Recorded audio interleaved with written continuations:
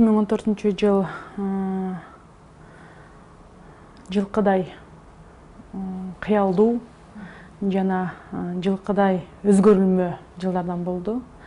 Жакшы жактары бир нече элибизге керектүү мыйзамдарды алып чыгып, демилгелерди көтөрүп, ошолорду ийгиликтүү аткарып алууга мүмкүнчүлүк болду.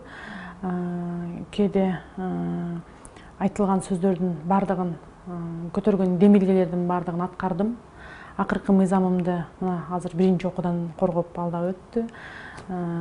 Керектүү мыйзамдарды өткөрдүм. Ал эми мамлекет үчүн албетте оор кырдаал экенин билип туруп, ошол оор кырдаалга бирдиктүү кадам таштаган жыл болду. Бул бажы биримдигине кирдик. Албетте бул жыл ошонусу менен тарыхта ордо калат.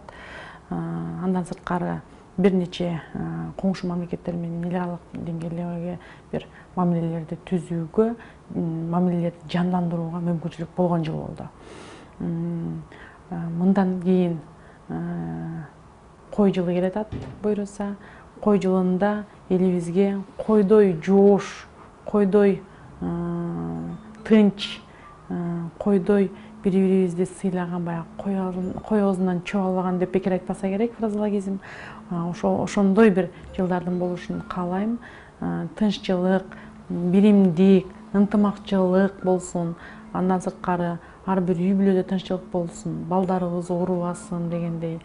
Ошон үчүн кой жылында мен көптөгөн бир мамлекет үчүн дагы, жеке өзүбүз үчүн дагы жакшылыктарды күтүп турам десем жаңылышпайм.